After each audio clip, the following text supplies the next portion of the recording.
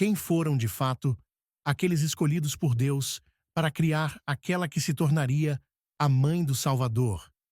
Na genealogia de nosso Senhor Jesus Cristo, Santa Ana e São Joaquim ocupam lugar privilegiado como pais da Santíssima Virgem Maria e avós do Redentor.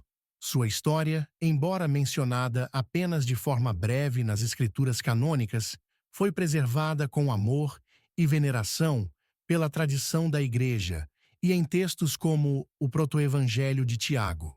Nas terras da Judéia, nos últimos anos do reinado de Herodes, o Grande, vivia um casal de anciãos, cuja história mudaria o curso da humanidade. Ana e Joaquim caminhavam pelas ruas de Jerusalém como mais duas figuras entre a multidão, sem que ninguém pudesse imaginar que de sua linhagem brotaria o ventre que acolheria o Filho de Deus.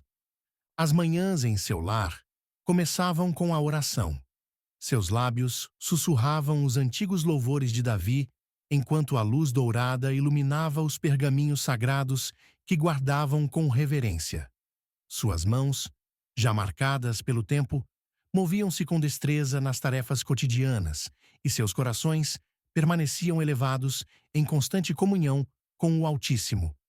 Não eram sacerdotes nem profetas, mas toda a sua vida era uma liturgia silenciosa de fidelidade.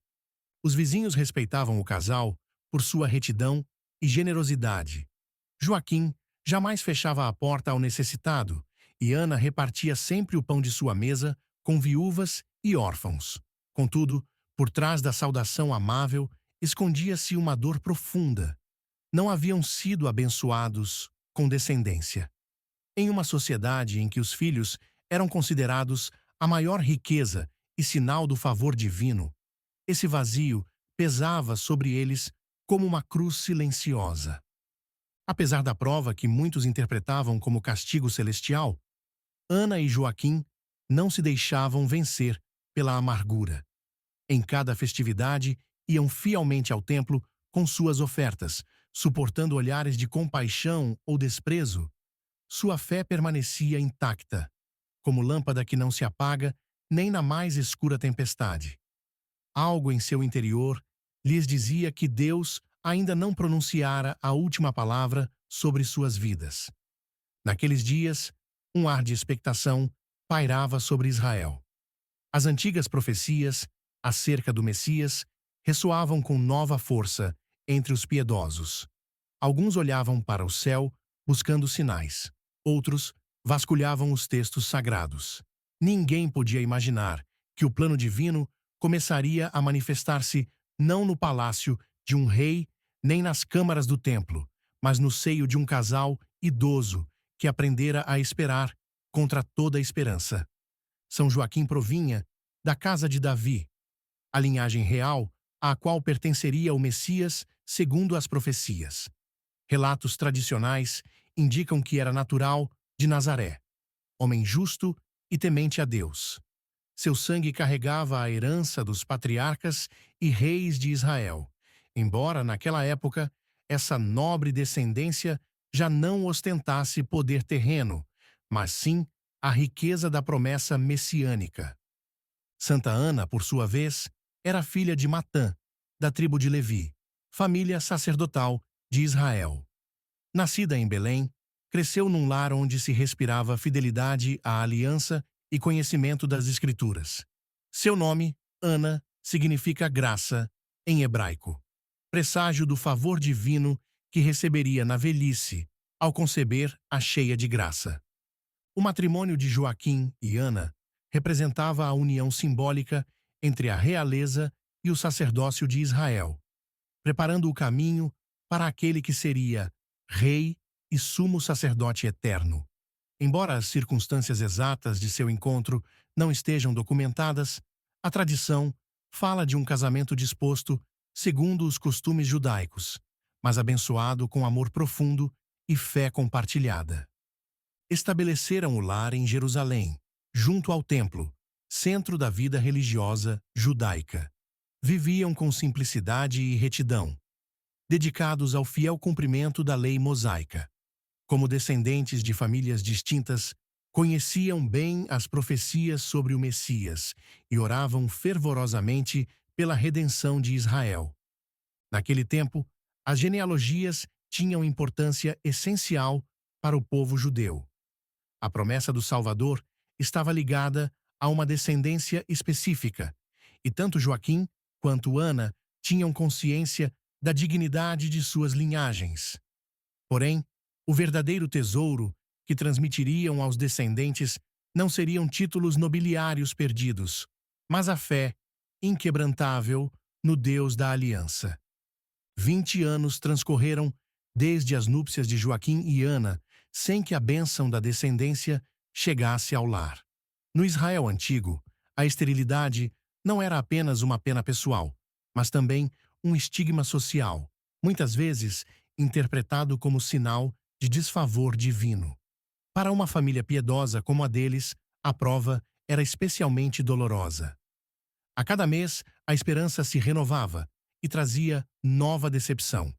Ana, com olhos úmidos, observava as mães que passavam diante de sua casa com os pequenos, enquanto elevava preces silenciosas ao céu.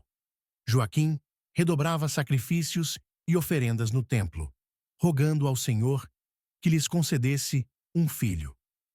O sofrimento compartilhado, longe de separá-los, fortaleceu sua união e confiança em Deus. A situação atingiu ponto crítico numa festividade em Jerusalém. Quando Joaquim apresentou sua oferta no templo, o sacerdote Rúben a rejeitou publicamente, dizendo: "Não te cabe oferecer dons, pois não deste descendência a Israel." A humilhação foi imensa. De coração partido, Joaquim não voltou para casa, mas retirou-se ao deserto para jejuar e orar, decidido a não regressar até receber algum sinal do céu. Ana, ao saber do ocorrido, mergulhou em profunda aflição. Despindo-se dos trajes festivos, vestiu luto e passava os dias entre lágrimas e orações. Certa tarde, contemplando um ninho de passarinhos num loureiro de seu jardim, sua alma transbordou num clamor angustiado. Senhor, Deus onipotente, tu que dás filhos a todas as criaturas, às feras, às serpentes, aos peixes e às aves, por que me excluíste de teus dons? Apesar da dor, nem Joaquim, nem Ana caíram em desespero ou reproche contra Deus.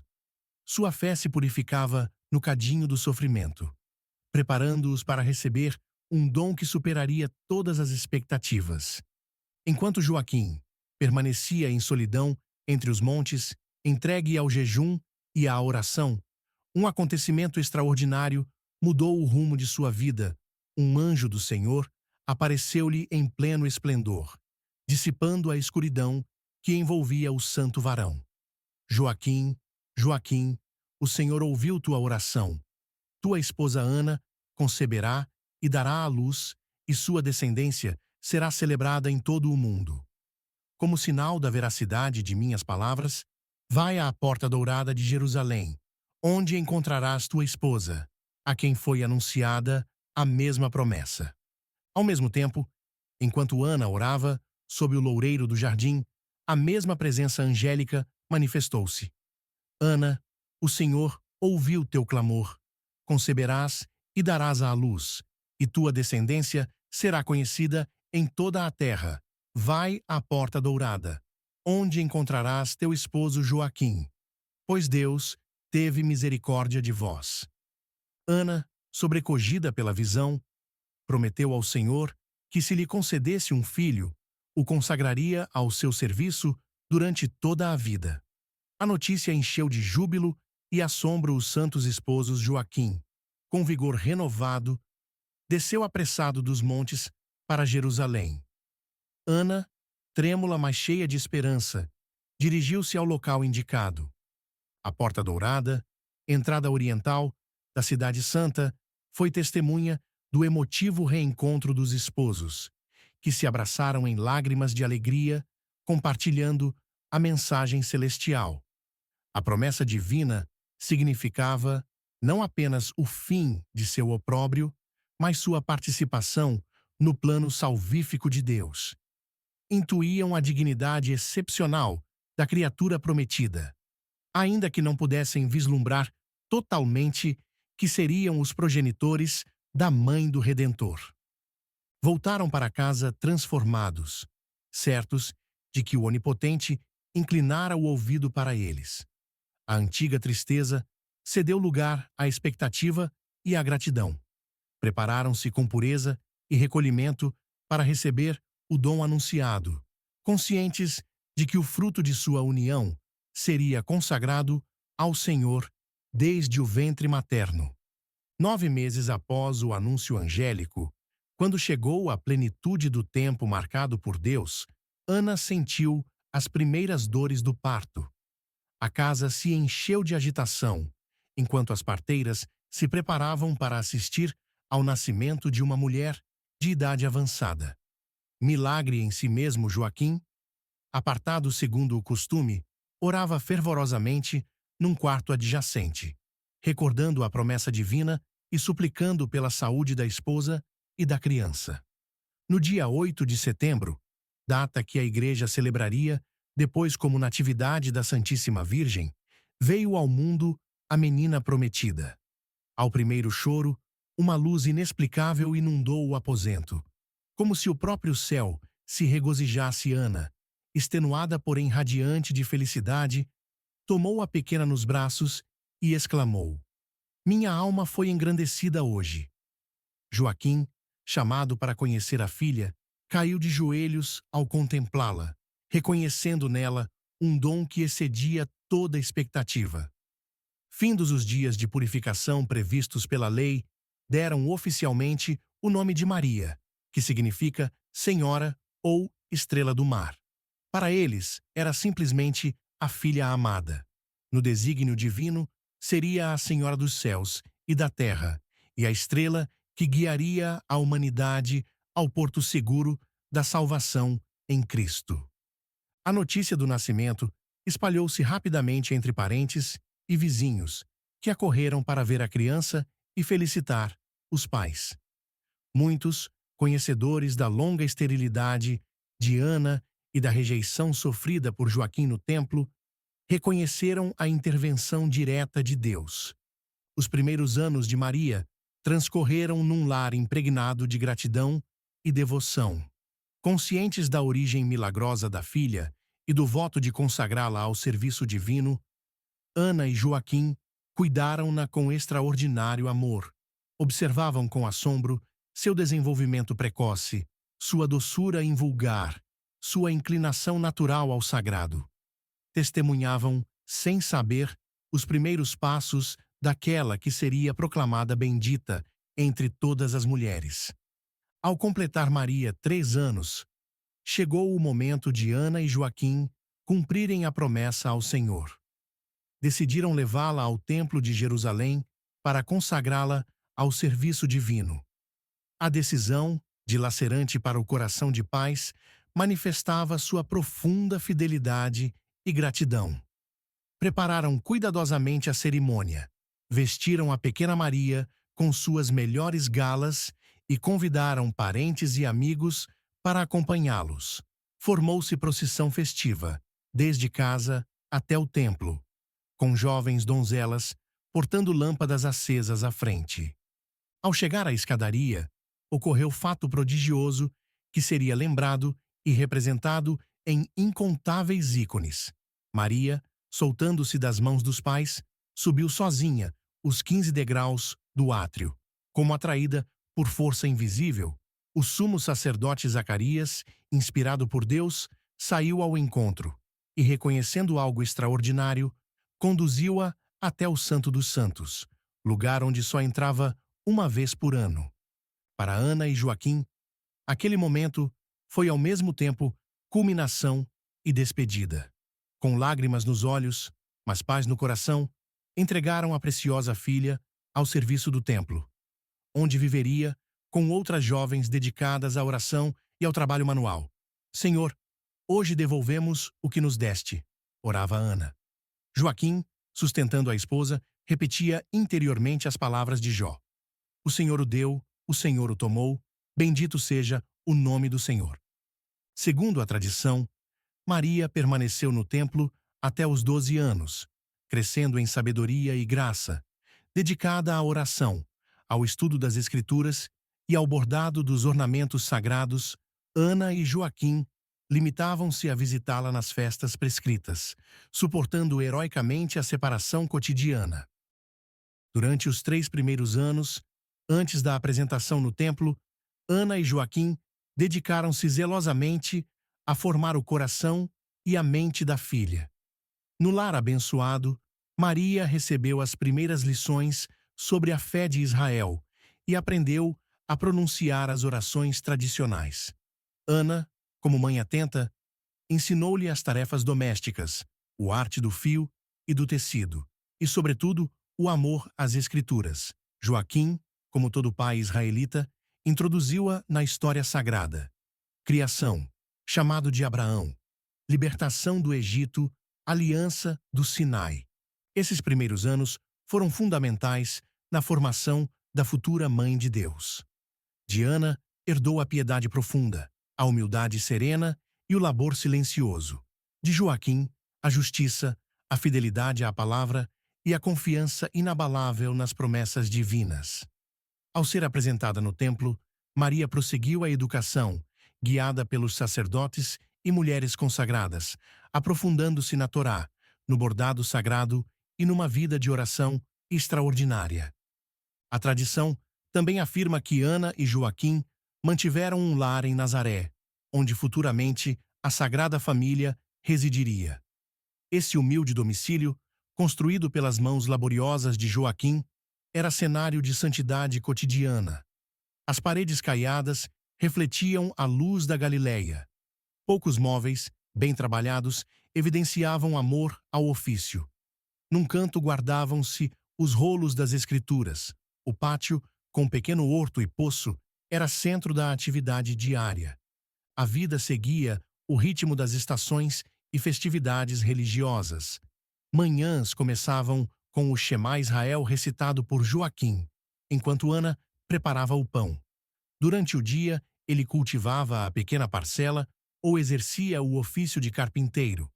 Ela fiava, tecia e costurava as vestes para o templo. À tardinha, a família reunia-se ao redor do braseiro para compartilhar calor, alimento e histórias dos antepassados. A oração vespertina, entoada ao surgir a primeira estrela, selava as jornadas, confiando-as à providência. A santidade de Ana e Joaquim manifestava-se no exercício constante das virtudes diárias. Sua fé ardente, provada na dor da esterilidade e confirmada na alegria do dom recebido, foi o melhor legado a Maria. Sua esperança sustentou-os nas provações, e a caridade marcava o lar. Joaquim dividia os bens em 3 partes: para o templo, para os pobres e para o sustento da família. Humildade, pureza e desprendimento completavam o retrato desses santos esposos, modelo perene para as famílias cristãs. Segundo tradições piedosas, São Joaquim faleceu alguns anos após a apresentação de Maria, tendo a consolação de vê-la crescer em graça. Santa Ana sobreviveu-lhe por algum tempo, talvez chegando a testemunhar o desposório de Maria com São José e possivelmente a Anunciação, mas faleceu antes do Natal de Jesus. Seu legado perdurou no coração de Maria, que o transmitiu a Jesus em sua dimensão humana e, por meio dele, aos apóstolos e à Igreja nascente. O culto a Santa Ana e São Joaquim surgiu do sentir popular antes de ser reconhecido oficialmente. No Oriente, já no século VI, erigiu-se igreja dedicada a Santa Ana em Constantinopla. A devoção espalhou-se com ícones que os retratavam e, no Ocidente, ganhou força do século XI em diante com a transladação de relíquias. Em 1584, Gregório XIII estendeu a festa de Santa Ana a toda a Igreja. Em 1969, Paulo VI uniu as celebrações, fixando-as em 26 de julho. Confradias, Congregações e instituições levam seus nomes. Santuários como Santa Ana de Beaupré, Canadá, Santa Ana de Auray, de França, e a Basílica de Santa Ana em Jerusalém continuam recebendo peregrinos. Santa Ana é patrona das gestantes e dos que desejam filhos. São Joaquim, dos pais e avós.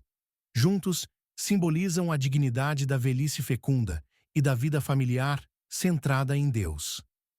Em mundo de gratificação instantânea, Ana e Joaquim ensinam o valor da espera paciente. Convidam-nos a redescobrir o lar como santuário onde germinam virtudes. Questionam nosso apego a bens materiais com seu desprendimento. Demonstram que a velhice pode ser tempo de frutificação. E por sua discrição, lembram-nos de que as obras maiores para o reino acontecem no silêncio. Gloriosíssimos São Joaquim e Santa Ana, pais digníssimos de Maria Santíssima e avós veneráveis de nosso Senhor Jesus Cristo, prostramo-nos diante de vossa memória sagrada, reconhecendo os dons extraordinários que o Altíssimo vos concedeu vós, que esperastes com fé inquebrantável durante anos de prova. Ensinai-nos a perseverar na oração e confiar nos desígnios divinos. Vós, que recebestes com gratidão o dom milagroso de vossa filha Maria, ajudai-nos a reconhecer as graças cotidianas de nossas vidas. Intercedei pelos matrimônios que anseiam descendência, pelas gestantes e pelos pais que lutam por educar cristamente seus filhos. Velai, especialmente pelos avós, para que transmitam o tesouro da fé às novas gerações. Por vossa mediação, pedimos a graça de formar lares onde reine a caridade, a pureza e o amor à vontade divina. Lares onde as crianças cresçam em sabedoria e graça, como cresceu Maria sob vossa tutela amorosa. Concedei-nos, santos pais da Imaculada, amor filial à Santíssima Virgem e ardente devoção a Jesus Cristo, vosso Neto, para que, imitando vossas virtudes nesta vida, mereçamos partilhar convosco a glória eterna. Amém.